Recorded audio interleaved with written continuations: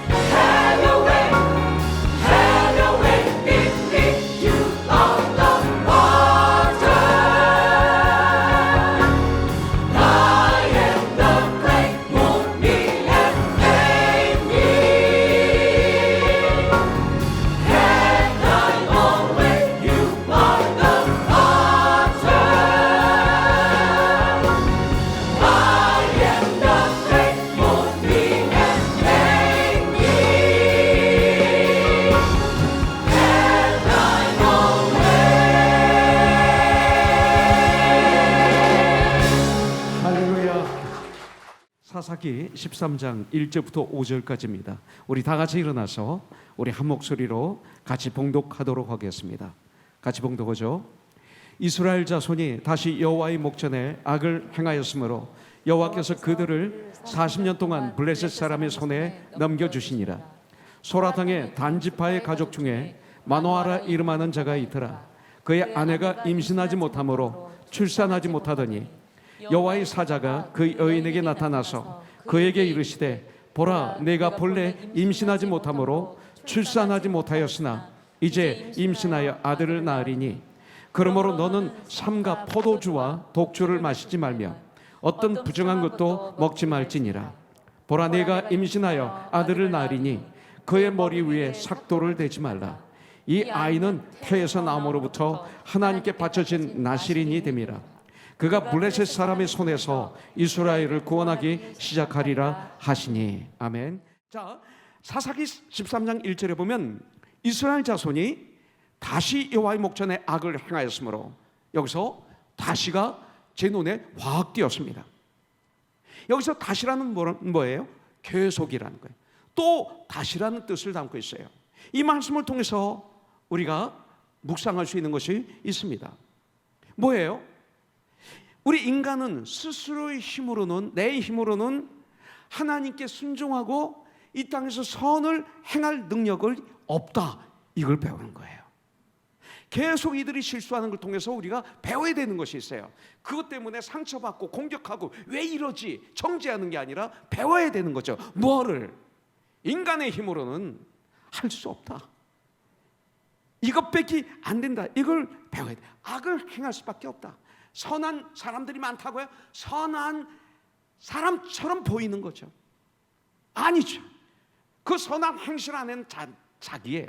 자기 만족이 다 숨어져 있죠. 가만히, 그게 인간이에요. 선한 게 없다고 성경은 우리에게 가르쳐주고 있습니다. 이전에 그랬듯이 하나님을 버리고 우상 바알을 섬긴 바로 그 악을 이스라엘 자손들이 또 범하고 있는 거예요. 그게 인간입니다. 악을 행하면 그 다음에 반드시 따라오는 것이 있죠.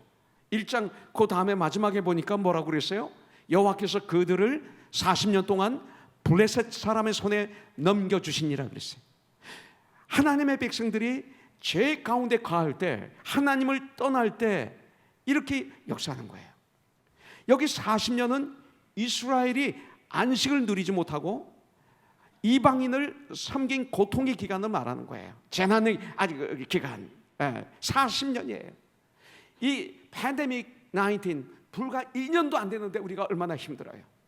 근데 이거부터 엄청난 고통의 시간, 이 40년, 압제와 고통의 기간 중 가장 긴 시간이었어요.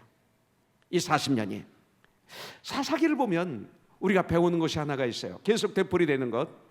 하나님의 백성들이 범죄하면, 하나님을 떠나면 그 다음에 오는 것은 고통이 따라온다. 그러면 그 고통 중에 하나님의 백성들이 그럼에도 불구하고 하나님께 부르짖으면 통에 자복하고, 그리고 하나님 앞에 돌아오면, 이 소리예요. 회개하면 하나님께서는 용서해 주시고 또 회복시켜 주시곤 하셨다. 이것이 사사기의 내용입니다. 그러나 이 삼손 시대에는 가만히 보세요. 13장, 14장, 15장, 16장 이 마지막에도 이 삼손 시대에는 백성들이 부르짖었다는 말이 없어요. 이런 고통 가운데서도 백성들이 하나님께 부르짖지를 않아요. 이제 아무리 고통이 찾아와도 하나님을 찾지 않을 만큼 이스라엘의 영적 상태가 심각해졌다는 것입니다. 그래서 이 이스라엘 백성들이 하나님께 이런 엄청난 최악의 고통 가운데서도 부르짖지 않고 있을 때, 오늘 말씀은 하나님은 어느 날 갑자기 나에게, 우리에게 일방적으로 찾아오셔서 은혜를 베풀어 주셨다, 구원해 주셨다, 바로 이거예요. 요한복음 3장 16절에 보면 하나님이 세상을 이처럼 사랑하사 독생자를 주셨으니 이는 그를 믿는 자마다 멸망치 않고 영생을 얻게 하려 하심이라. 하나님이 우리에게 찾아오신 거예요. 고통 중에 있을 때. 여러분들 요한서에 보면 그러죠. Oh how I love Jesus because He first loved me. 하나님은 먼저 우리를 사랑하신 거예요. 아브라함에게 하나님이 먼저 찾아오셨어요. 네. 바울에게 찾아오셨어요. 나에게 찾아오셨어요. 이것을 여기서 보여주고 있습니다. 전적인 하나님의 은혜로, 그 크신 사랑으로 나는 영생을 얻은 거예요. 구약 이스라엘 이야기는 곧 뭐예요? 나의 이야기입니다. 삼손의 이야기는 바로 이 시대의 나의 이야기라고 볼 수가 있습니다. 바로 이런 시대에, 이런 절망적인 상황에서 주님의 놀라운 역사가 나타나는 거예요. 하나님의 무조건적인 은총을 보여주시기 위해서 등장하는 사사가 바로 삼손입니다. 삼손은 한 번도 군대를 이끌고 군대와 함께 싸우지 않았습니다.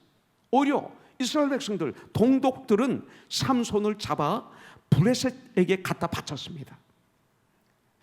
군대가 되는 것이 아니라 이스라엘 백성들은 블레셋의 핍박과 압박 속에서 고통을 당하면서도 아픈 줄을 모릅니다. 부끄러운 줄을 모릅니다. 그래서 약속의 땅이 짓밟히고 신앙과 인격이 짓눌린 채 살아가고 있는 것입니다. 여러분들, 마약에 심히 중독 걸리면 칼로 살을 찔러도 아픈 줄을 모른다고 그래요.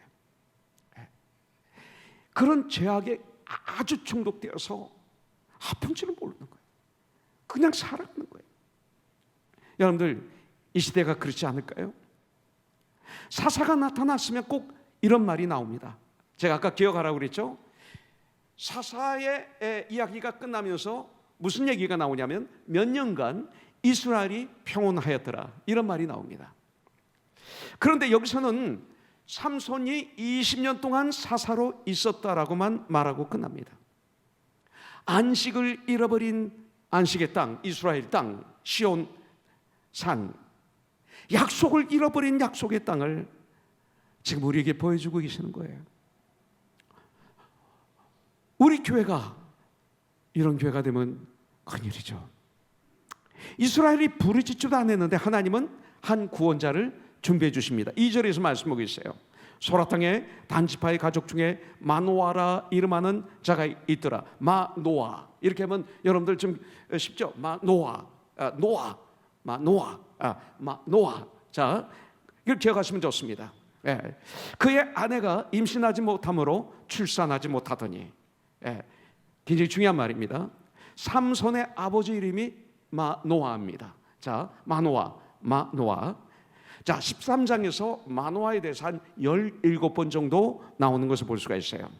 이 마노아는 노아라는 이름과 관련이 되어 있습니다. 노아. 이 뜻은 뭐냐면 휴식, 안식이라는 이런 뜻을 가지고 있습니다. 하나님께서 이스라엘 백성들에게 안식을 주리라 약속하셨어요. 주일, 안식일, 휴식, 하나님과의 시간을 갖는 날, 이렇게 우리가 볼 수가 있죠. refresh, 이런 것을 볼 수가 있어요. 이게 마노아라는 이름입니다. 그런 이 약속한 대로 그 땅에서 안식과 평화를 누리고 살아가야 되는데 안식과 평화를 잃어버리고 살아가고 있었음을 우리는 사사기를 통해서 알 수가 있죠. 특별히 마노아의 집을 통해서 이걸 보여주고 있습니다. 본래부터 임신하지 못하고 출산하지 못하는 몸이었다 라는 이 말씀을 통해서, 한마디로 말씀을 통해서 이것은 뭐냐면 영적으로 평화와 안식을 잃은 상태인 것을 표현해주고 있는 거예요. 왜냐하면 그 당시는 아기를 낳지 않으면 그 당시는 저주받은 가정으로 인식했어요. 저주받은 가정으로 생각했어요. 그래서 하나님의 저주를 알고 살던 그런 시대였습니다. 그때 하나님이 말씀하시는 거죠.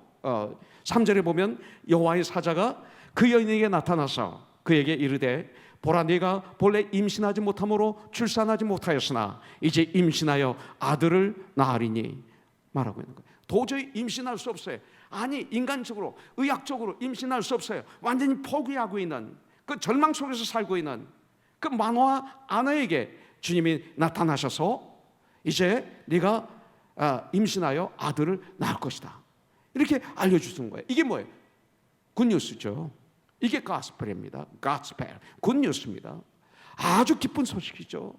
이 두 분에게는 이것이 최상의 기쁜 소식입니다. 복음이 선포되고 있는 것입니다.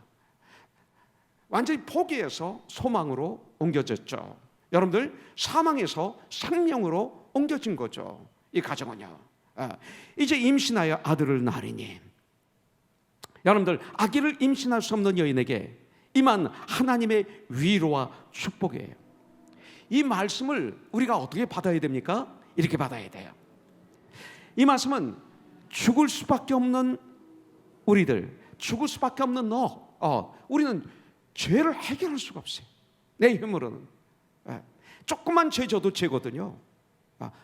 근데 이걸 해결할 수 없어요. 그래서 우리는 지옥에 갈 수밖에 없고 죽을 수밖에 없어요.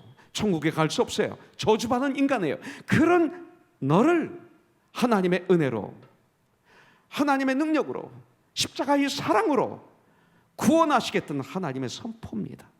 이렇게 이 말씀을 받아들여야 돼요.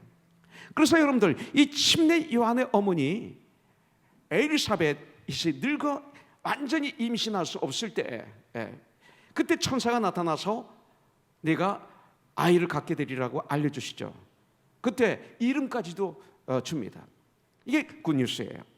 예수님의 육신의 어머니 마리아가 처녀일 때, 동정녀로 있을 때 성령으로 잉태될 것을 천사장을 보내주셔서 알려주시죠. 이 기쁜 소식을. 여러분들, 오늘 본문에서 이 만화의 아내에게 여호와의 사자가 나타나 이제 임신하여 아들을 갖게 될 것이라 알려줍니다. 그래서 태어난 아들이 바로 삼손입니다. 이렇게 태어난 아기가 하나님께 바쳐진 나실인이 되리라고 말씀하고 있습니다. 여기서 나실인이란 뭐예요? 하나님이 특별히 쓰시기 위해서 세상의 수많은 사람들 중에 특별히 구별받은 사람, 이 소리입니다. 구별한 사람, 이런 뜻입니다. 근데 삼손은 바로 나실인입니다. 구별된 사람입니다. 그렇다면 이 구별된 사람이 뭐예요? 삼손이 이 나실인이라는 것과 마찬가지로 우리 성도들도 하나님으로부터 구별받은 사람이, 구별된 사람들입니다. 한마디로 말씀드려서 나실인은 삼손만이 아니라 저와 여러분들이 이 시대의 나실인이라고 알려주고 계십니다. 베드로전서 2장 9절에 보면 너는 내가 택한 족속이라고 했어요. 내가 택한 족속이다. 너는 왕같은 제사장이다. 택하셨어요, 나를. 일방적으로. 이사야서 43장 1절부터 3절에 보니까 야곱에게 주님은 말씀하십니다. 내가 창세전에 너를 지명하여 불렀다. 너는 내 것이다. 내가 너를 택했다. 네가 강을 건널 때 내가 너와 함께하리라. 삼손과 함께 해주셨어요. 그럼에도 불구하고 강물이 너를 침몰치 못하리라. 불꽃이 너를 사르지 못하리라. 이렇게 말씀하고 있습니다. 바로 그것입니다. 우리들은 이 시대의 나실인이죠. 그래서 저희들은 교회라고 합니다. 교회를 에클레시아라고 그러죠. 이 단어의 뜻은 뭐냐면 분리된 사람들의 모임, 이런 뜻입니다. 이 건물은 에클레시아가 된 우리들이 있는 집입니다. 여러분들이 집을 가지고 있듯이 그것입니다. 여러분들, 바로 이게 분리된 사람들의 모임, 이것이 교회입니다. 그러면 이걸 조금 더 쉽게 설명하면 뭡니까? 세상에서 방황하고 있는 우리들, 하나님을 모르고 세상에서 죄악 가운데 육신의 정욕, 암흑의 정욕, 이생의 자랑 속에서 허우적거리고 있는 우리들, 어디로 가는지 방향도 모르고 그냥 살아가는 우리들, 죽음을 향해서 그냥 끌려가는 우리들, 그런 우리들에게 주님은 나에게로 오라. 내가 너를 쉬게 하리라. 내가 너에게 참 구원을 주리라. 너는 내 것이다. 이게 주님이 우리를 불러주셨어요. 우리를 초청하셨어요. 그럴 때 우리는 죄악 중에 세상의 무리 가운데서 단호하게 걸어나와 주님 앞에 선 무리들, 세상에서 걸어나와 그 무리에서 걸어나와 주님 앞에 선 무리들, 그들을 성경은 구별된 사람들, 구별됨이라고 이렇게 말하고 있어요. 나는 구별되었습니다. 이것이 그리스도인이에요. 그래서 사사기 13장 4절부터 5절까지 이제 구별된 사람들이 어떤 삶을 살아야 되는지 나와 있는데 이렇게 말하고 있습니다. 그러므로 너는 삼가 포도주와 독초를 마시지 말며 어떤 부정한 것도 먹지 말지니라. 보라, 네가 임신하여 아들을 낳으리니 그의 머리 위에 삭도를 대지 말라. 포도주를 먹지 말라. 머리에 삭도를 대지 말라. 이 아이는 태에서 나옴으로부터 하나님께 바쳐진 나실인이 됨이라. 그가 블레셋 사람의 손에서 이스라엘을 구원하기 시작하리라 하시니, 구원하기 시작하리라 하시니, 이렇게 말하고 있어요. 자, 구별된 나실인들은 성경적으로 평생 지켜야 될 규정이 있습니다. 그 중에 첫 번째가 뭐예요? 포도주나 독주, 심지어는 포도 열매나 건포도도 먹어서는 안 된다, 이렇게 명령하고 있습니다. 그런데 이것은 술과 성령의 비유를 하고 있는 거예요. 에베소서 5장 18절에 보면 술 취하지 말라, 이는 방탕한 것이니 오직 성령의 충만함을 받으라, 이렇게 말씀하고 있어요. 이 비유는 뭐냐? 모두 충만과 관계 있어요. 술 충만함을 받지 말라. 그러니까 술로 충만하면 안 된다. 성령으로 충만해야 된다, 이 소리입니다.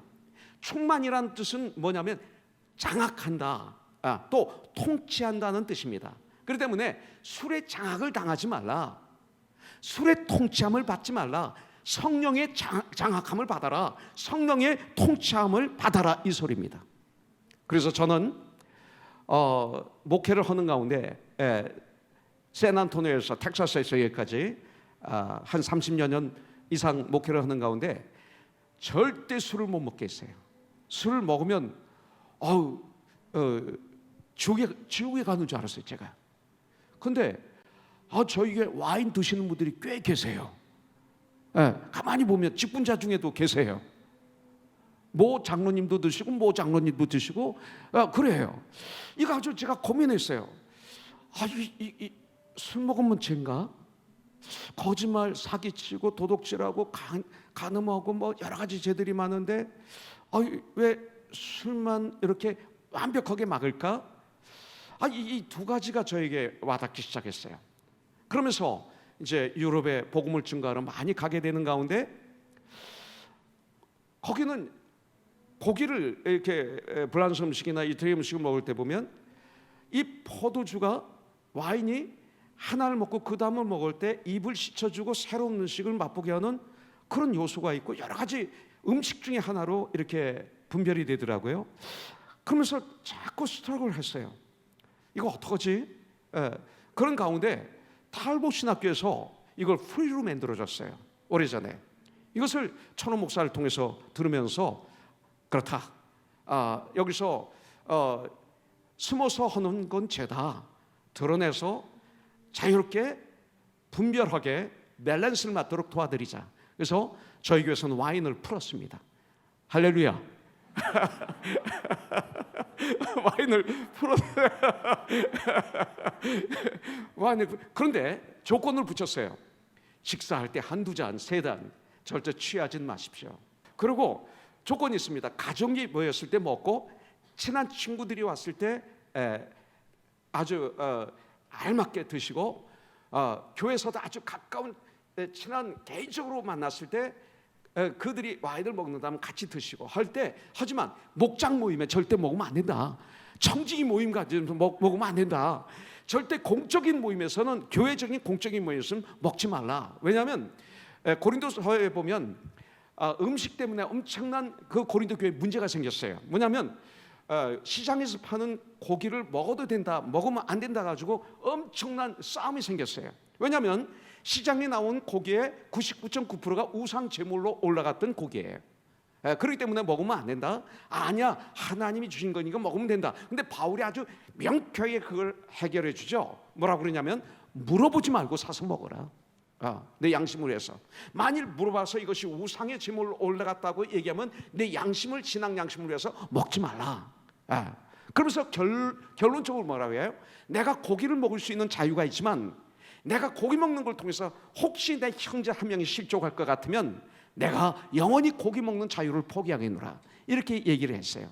그러면서 마지막으로 준 말씀이 먹든지 마시든지 무엇을 하든지 하나님의 영광을 위해서 하라 하고 먹는 거에 대해서 딱 결론을 내려버립니다. 여기서 비유하는 것은 바로 장악한다, 통치한다. 그래서 술은 누구를 얘기하는 거예요? 진짜 술이 아니라 술은 너에게 너예요. 술은 나예요. 이래봬도 내가 누군데, 이래봬도 내가 왕년에 네가 나를 무시했어. 나 이걸 술로 얘기하는 거예요. 그래서 나에게 장악당하지, 나에게 통치를 당하지 말라. 이게 내 안에 그 중심 보좌에 네가 앉아 있지 말라. 네가 내려고 그 주인의 자리를 예수님에게 올려드려라. 그리고 너는 그 밑에 무릎 꿇고 앉아라. 이게 성령 충만함이에요, 결국은. 그래서 이 말은 술에 장악되지 말고, 너의 세상에 장악되지 말고 성령에 의해서 장악되어 살라. 바로 이 말을 하는 것입니다. 나시리는 이런 삶을 살아야 된다. 바로 이것이죠. 술은 나입니다. 그 다음에 성령은 예수 하나님을 얘기하는 거예요. 자, 그 다음 두 번째는 나시리는 죽은 시체나 부정한 것을 가까이 할 수 없다고 말하고 있어요. 심지어 아버지가 죽어도 장례를 나시리는 치를 수가 없었어요. 나시리는 오직 하나님의 백성을 살리는 일을 위해서만 쓰임받도록 100% 구별된 존재였다고 성경은 말하고 있습니다. 그리고 세 번째는 나시리는 머리를 깎지 못하도록 되어 있습니다. 자, 이건 무슨 뜻입니까? 머리가 기니까 힘이 있었고 머리를 자르니까 힘이 없어졌다. 이건 순종과 관계가 있습니다. 첫째, 머리와 관계 있는 게 순종입니다. 믿음과 관계 있는 거예요. 그 다음에 이 말은 뭐냐면, 긴 머리가 나를 덮고 있듯이, 머리를 자르지 않으면 어떻게 돼요? 머리가 길어지죠. 그러니까 머리가 나를 덮고 있듯이 내 생각, 내 삶을 온전히 덮고 계신 나의 주 예수 그리스도가 계시다는 것을 항상 명심하며 온 세상에 선포하고 다니는 것, 이게 나시린의 사명이라는 것입니다. 그래서 나는 하나님께 붙잡혀 살아가는 존재다, 이런 뜻입니다. 예수님 외 그 누구도 그 무엇도 나의 주인이 될 수 없다, 이게 나시린이에요. 여러분들, 이 세 가지는 아마 삼손이 어렸을 때부터 너는 나시린이야, 나시린은 술을 마시면 안 돼, 나시린은 머리를 자르면 안 돼, 나시린은 죽은 시체나 부정한 것에 손을 대서는 안 돼, 귀에 못이 박히도록 들었을 것입니다. 그럼에도 불구하고 삼손은 이렇게 많이 들었던 말씀을 마음으로 받지 못한 거죠. 마치 우리들이 매주마다 교회에 나와서 하나님 말씀을 듣습니다. 그리고 여러분들이 매일 성경 말씀을 읽기는 하지만 어떤 분들은 그 말씀이 내 마음에 와닿지 않는 분이 계세요. 그렇게 말씀을 많이 묵상하고 읽지만 그 말씀대로 살지를 못해요. 그거와 같은 거죠. 삼손이 바로 그런 사람이었어요. 자, 삼손은 결혼을 위해서 딥나로 내려갑니다. 내려가다 보니까 포도원이 가까이 갔을 때 젊은 사자가 삼손을 보고 우릉거립니다. 그러니까 그 순간 하나님의 신이 삼손에게 임합니다. 그러니까 사자를 이길 인간이 어디 있어요? 없어요. 인간은 사자한테 지게 돼 있어요.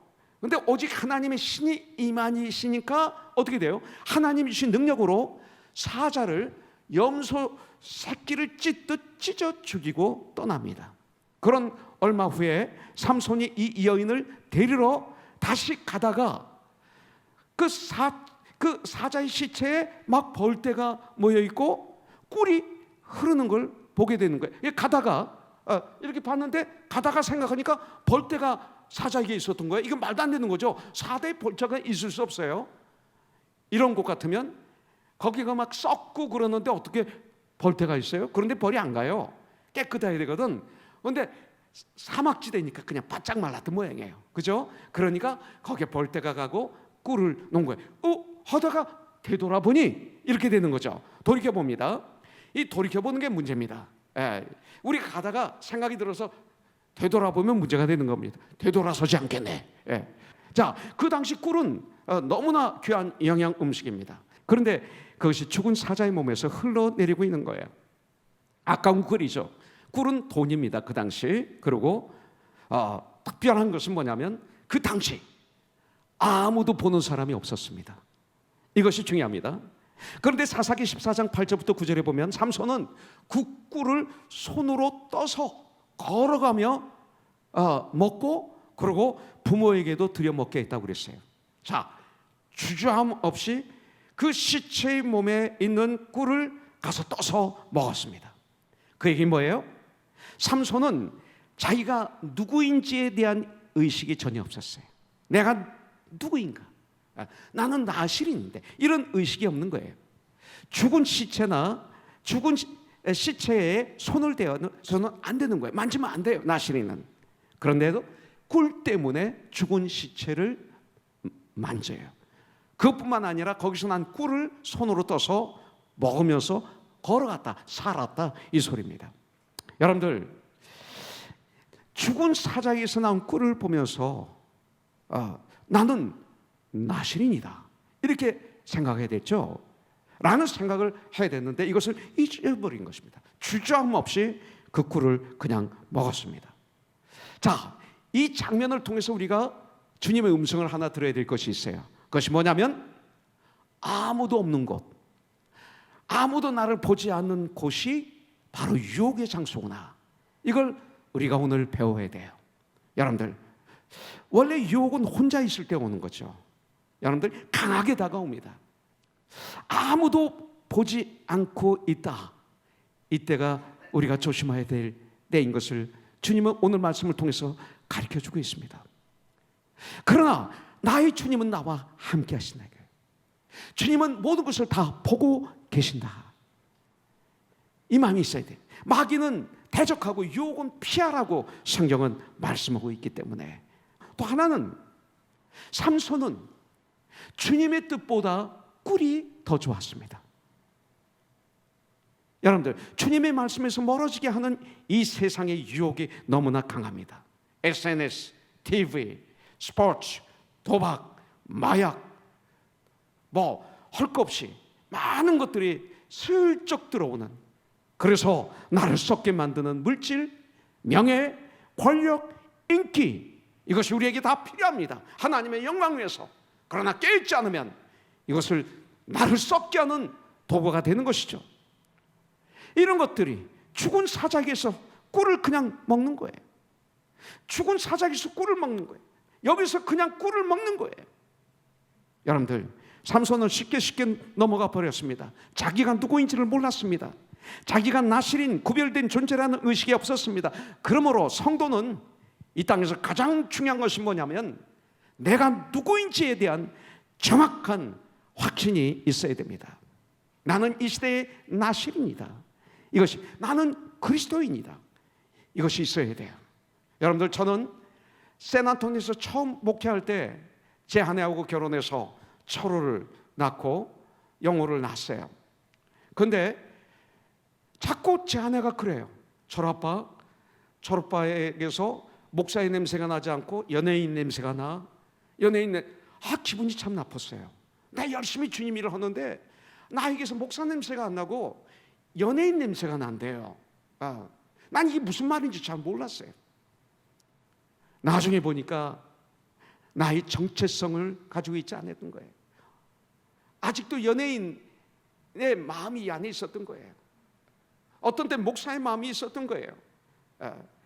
정확한 내가 누구인지에 대한, 지금 현재 내가 누구인지에 대한 정확한 확신이 나에게 없었던 거예요. 자꾸 과거에 되돌아가서 과거의 내가 돼서 이 현실을 살아가니까 나도 힘들고 성도들이 얼마나 힘들었을까. 근데 그것을 제 아내가 그렇게 지적해 주는 거죠. 아픈 것은 기억이 납니다. 아픈 것은 마음에 박힙니다. 그 박힌 말씀이 계속 나를 이렇게 고통스럽게 하는 가운데 말씀에 부딪히는데 결국은 그것은 나에 대한 정체성이었더라고요. 여러분들, 나는 이 시대의 나실인이다, 나는 그리스도인이다, 아주 중요한 것입니다. 나는 그리스도인이다, 아주 중요합니다. 여러분들, 5절에 이 아이는 태에서 나옴으로부터 하나님께 바쳐진 나신인이 됨이라는 말씀 다음에 재미있는 말씀이 나오는데, 그가 블레셋 사람의 손에서 이스라엘을 구원하기 시작하리라 그랬어요. 여러분들 사사 삼손은 이스라엘을 블레셋으로부터 완전히 구할 수는 없을 것이라는 거예요. 다만 구원에 하기 시작하리라 그랬어요. 구원의 역사를 시작하기 위해서 부름받은 사사가 바로 삼손이었습니다. 구원의 완성은 사무엘 선지자와 다윗 왕을 통해서 이루어지게 될 것이다, 이렇게 성경은 말씀하고 있죠. 그래서 이스라엘이 블레셋을 완전히 물리친 것은 다윗 왕이 블레셋을 완전히 멸하는 사무엘하 8장에서 이루어지는 것을 볼 수가 있습니다. 성경은 그렇게 완벽합니다. 그래서 삼손의 등장은 블레셋으로부터의 완전한 구원이 아니라 구원의 서막에 불과했습니다. 다시 말합니다, 여러분들 아주 중요한 거, 오늘 말씀 나 자신이 누구인지 확실히 알아야 됩니다. 나 자신이. 많은 가정이 이것을 모르기 때문에 문제가 생기는 것입니다. 이 세상에서 성도로 살아갈 때 가장 필요한 것이 바로 이것입니다. 아이덴티티. 이것이 중요합니다. 나는 나신이다, 나는 그리스도인이다, 이것이 중요해요. 또한 그리스도인으로 하나님이 나에게 맡기신 일이 무엇인지 정확하게 알아야 됩니다. 사도 바울은 이것을 정확하게 알았기 때문에 힘차게 이 땅을 살아가고 주의 영향을 주는 사람이 됐던 것이죠. 에베소서 1장 1절에 보면, 아직 서신서를 보면 이런 말씀이 다 있어요. 하나님의 뜻으로 말미암아 그리스도 예수의 사도된 나 바울은 정확하게 내가 누구인지를 알고 있는 거예요. 에베소에 있는 성도들과 그리스도 예수 안에 있는 신실한 자들에게 편지하노니, 알죠? 자, 그렇다면 성도가 해야 될 일이 뭡니까? 에베소서 1장 13절 14절에 보니까 그 안에서 너희도 진리의 말씀 곧 너의 구원의 복음을 듣고 그 안에서 또한 믿어 약속의 성령으로 인치심을 받았으니, 구원함을 받았으니, 하나님의 자녀가 되었으니, 인치심 성령으로 하나님의 자녀로 인쳐 주셨으니 이는 우리 기업의 보증이 되사 그 얻으신 것을 속량하시고, 자, 우리가 할 일 그의 영광을 찬송하게 하려 하심이라. 이게 정확하게 우리가 알아야 되는 거예요. 나는 그리스도인이다. 나는 하나님의 뜻으로 말미암아 그리스도의 사도가 되었다. 많은 사람들이 좌절과 절망에 빠지는 이유는 내가 누구인지에 대한 확신이 없기 때문에 그래요. 특별히 우리들은 코너손의 지체가 되었습니다. 이 코너손 교회 지체, 머리는 그리스도요, 우리는 몸입니다. 그것이 코너손입니다. 코너손 교회는 하나님의 그 섬기라고 나에게 주신 나의 교회다라는 확신이 있어야 돼요. 이거 없으면 안 됩니다. Sense of belonging, 소속 의식이 정확하게 있어야 됩니다. 만일 코너손 교회에 나는 지체다라는 확신이 없으면 조그만 바람이 불어도 갈대가 이렇게 휘는 것처럼, 조그만 문제가 생겨도 나갈까? 고연이 왔지? 이런 마음이 생기는 거예요. 이게 얼마나 불쌍한지 항상 흔들려요. 조금만 문제의 바람이 불어도 내 마음이 흔들리고 삶이 흔들리고 생각이 흔들리는 것, 소속의식이 없어서 그래요. 여러분들, 교회를 옮겨야 될 때가 있습니다. 그러나 어떤 분은 평생 교회를 옮기다가 그러다가 인생이 끝나는 분이 있어요. 난 그런 분들을 가장 불쌍하게 봅니다. 참 불쌍한 분들이에요. 여러분들, 직장도 마찬가지입니다. 여러분들, 주님이 나를 그곳에 파송하신 것입니다. 우리는 직장을 통해서 돈을 벌어서 가정을 섬기고 하나님의 일을 감당해야죠. 이것이 구원받은 사람의 사명입니다. 그러나 그것만 아니죠. 여러분들, 나는 직장에 하나님의 사람으로 파송받은 사람이에요. 이렇게 생각해야 돼요. 하나님의 명령으로 이 사업을 지금 사역하는 거예요. 이런 마음으로 해야 돼요. 그래서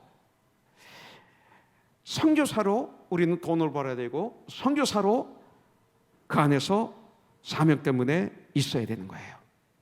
그러면 괴롭고 답답한 일이 생길 때도 흔들리지 않습니다. 왜 그렇습니까? 그의 영광을 찬송하게 하려 하심이라. 그 사람의 말, 그 사람의 그 악담, 그 사람이 나를 험담, 이런 것만 눈에 보는 게 아니라 그 뒤에 있는, 지금 내가 하고 있는 이 일이 하나님의 영광을 찬송하게 하려 하심이라는 확실한 그 믿음관이 서 있다면 괜찮은 거예요. 여러분들 디모데후서 3장 14절에 보니까 바울은 디모데에게 명령합니다. 그러나 너는 배우고 확신한 일에 거하라. 흔들리지 말라 이거예요. 너는 네가 누구에게 배운 것을 알라 이렇게 말하고 있습니다. 우리는 확신한 가운데 설 수 있도록 기도해야 됩니다. 언제까지? 확신한 그 마음으로 확신이 생길 때까지 기도해야 됩니다. 바울은 확신이 있었습니다. 그렇기 때문에 감옥에 있을 때에도, 돌에 맞아 죽을 뻔했을 때도, 몸에 질병이 있을 때에도 흔들리지 않았습니다. 오히려 감옥에 있으면서 감옥 밖에 있는 형제자매들에게 편지를 보냅니다. 인크리지하는, 또 가르치는, 나의 믿음이 반석 위에 지은 믿음의 집에 되어야 될 줄 믿습니다. 여러분들 그런 믿음의 종들이 되어서 우리는 무엇을 해야 됩니까? 삼손을 이 땅에 보내신 분명한 이유가 있죠. 이유가 있습니다. 그렇다면 이 시대 나신인들인 우리들, 크리스찬인 우리들, 하나님이 왜 이 땅에 나를 보내셔서 지금 이곳에 있게 하셨을까요? 바로 사도행전 1장 8절입니다. 오직 성령이 너희에게 임하시면 너희가 권능을 받고 예루살렘과 온 유대와 사마리아와 땅까지 이르러 나의 증인이 되라. 내가 있으면 거기에 예수님이 증인이 되는 거예요. 내가 하는 말, 내 얼굴 표정, 내가 살아가는 모습, 내가 선택하는 모든 걸 통해서 거기서 예수님이 드러나는 거예요. 이게 가장 멋있는 삶이에요. 결국 이것이 하나님의 영광인데 지나고 나면 내 영광이 돼요. 이런 삶을 사는 거죠. 이것이 우리가 이 땅에 살아야 될 목적이라고 성경은 우리가 말하고 있습니다. 증인의 삶입니다. 나를 통해서 예수님이 보여야 돼요. 나의 마음, 나의 생각, 나의 행동, 나의 표정, 나의 직장생활, 나의 사업체, 나의 학교, 모든 것을 통해서. 여러분들 로마서 12장 1절 2절은 제가 너무나 좋아하는 거예요. 그러므로 형제들아, 내가 하나님의 모든 자비하심으로 너희를 권하노니 너희 몸을 하나님이 기뻐하신 거룩한 산 제물로 드리라. 이는 너희가 드릴 영적 예배니라. 너희는 이 세대를 본받지 말고 오직 마음을 새롭게 함으로 변화를 받아 하나님이 선하시고 기뻐하시고 온전한 뜻이 무엇인지 분별하는 이런 삶을 살라 그랬어요. 이 세대를 본받지 말고 구별되고 하나님이 나에게 향하신 뜻을 이 땅에서 이루어가는 멋있는 삶. 하나님이 이것을 말씀하고 있어요. 너희는 이 세상의 소금이라고 말씀하고 있어요. 우리는 세상의 소금입니다. 주의 맛을 내는 천국의 소금입니다. 부패를 방지하게 하는 소금입니다. 이것이 크리스찬의 독특성입니다. 짠맛을 잃어버리면 밖에 버려 밟히게 되는 게 소금이죠. 만일 우리가 소금의 맛을 잃어버리면 세상에 밟힐 뿐입니다. 영향을 주는 자가 아니라 이제 우리들 하나님의 말씀으로 돌아가는 전쟁을 해야 됩니다. 지금 삼손은 나신인의 규례를 어겼습니다. 우리 성도들이 이 땅을 살다가 불순종할 수 있습니다. 그러면 해결책이 뭐예요? 오늘 삼손 통해서 우리가 배워야 될 것은 뭡니까? 그러면 다시 하나님의 말씀으로 돌아가라는 거예요. 회개하고 그 죄악의 자리에서 떠나서 하나님 앞에 돌아오라는 것입니다. 이게 삼손이에요. 삼손은 눈앞에 꿀만 보다가 시체를 만지는 죄를 범했습니다. 꿀 때문에 시체를 만지는 일을 반복해서는 안 된다 이 소리예요. 여러분들 하나님의 영광을 위해서 사용해야 할 나의 힘을, 나의 유익과 그 육신의 유익과 쾌락을 위해서만 사용해서는 안 된다. 나의 즐거움을 누릴 수 있는 자유가 있습니다. 쾌락하고는 다르죠. 바로 지금 우리가 더 늦기 전에 우리는 하나님께 바치는 훈련을 해야 됩니다. 이것만이 재산입니다. 오늘 이 시간 우리가 영성을 회복하면서 바른 믿음을 가지고 살아가는 성도가 되길 주님의 이름으로 축복합니다. 우리로 하여금 꿀 때문에 여러분들 영적인 능력을 상실하게 만드는 것들이 있다면 이 시간 기도를 통해서 우리는 회개해야 됩니다. 그리고 단호히 그것을 잘라버려야 됩니다. 하나님께 계속 능력 있게 쓰임받기 위해서 내가 지은 죄가 있다면 그 죄를 자복하면서 하나님과 바른 관계를 회복하는 그 시간, 바로 지금 이 시간이 되어야 되는 것입니다. 여러분들 이 블레셋인들이 삼손의 누나를 파내었습니다. 진물이 질질 흐르는 눈으로 그는 이제 힘도 없는 그가 큰 맷돌을 갈고 있는 바로 그 시간이 영의 눈을 뜨고 보니까 저주가 아닌 축복의 시간이었어요. 이것을 통해서 나는 nothing, 아무것도 아니구나, 나는 힘이 하나도 없는 인간이었구나, 하나님이 나에게 힘을 주셨었구나, 하나님만이 다구나, 참된 나에게 시간을 갖지 않았을까요? 머리가 자라기 시작했습니다. 하나님과 회복됐다는 것입니다. 하나님의 신이 다시 임하셨다는 그런 말씀입니다. 아니, 하나님과의 관계가 회복됐다는 말이죠. 다시 머리가 자랐고 다시 힘을 되찾았다는 이 말씀은 철저한 회개를 통해서 하나님과의 관계가 회복이 되었고 용서함을 받았고 다시 성령 충만함을 받았다, 권능을 받았다, 바로 이 말씀이죠. 그래서 마지막 사명을 완성하게 되죠. 바로 이 시간, 이런 역사가, 이런 축복이 저와 여러분들에게 있기를 주님의 이름으로 축복합니다.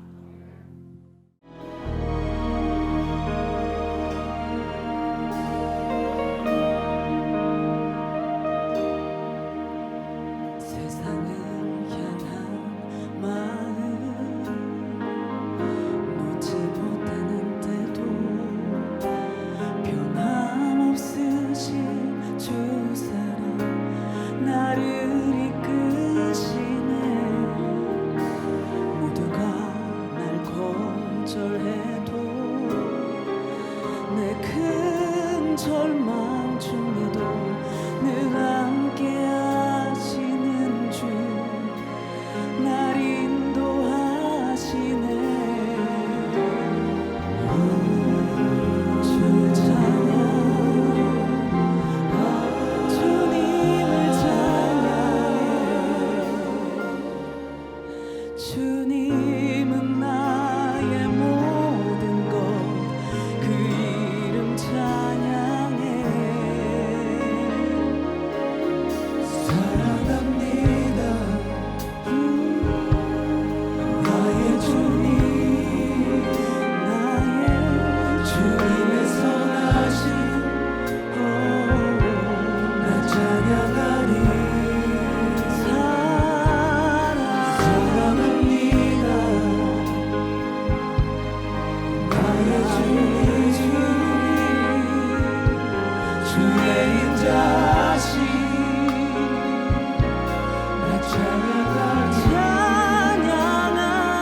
You are the joy of my salvation. Oh, you're the peace in my soul. Your loving arms protect me. You shelter me from harm. You are Alpha and Omega, and the beginning and the end. My strong tower, my dearest and best friend. Oh, and it was you. You made my life complete.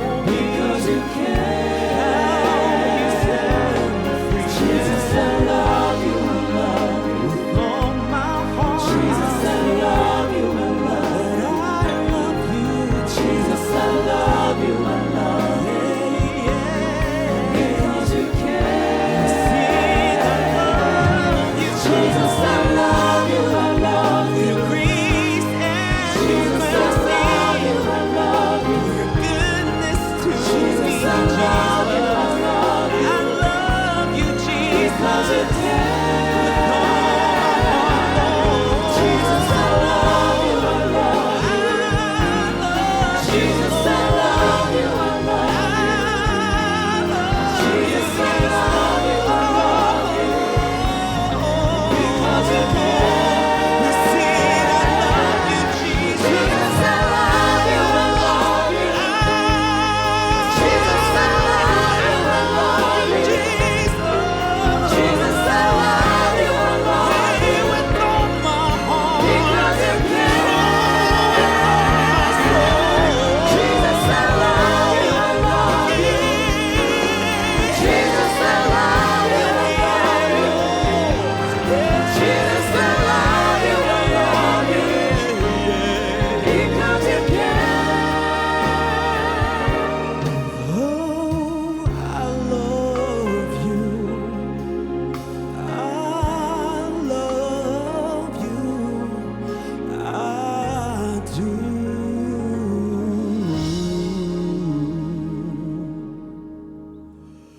Because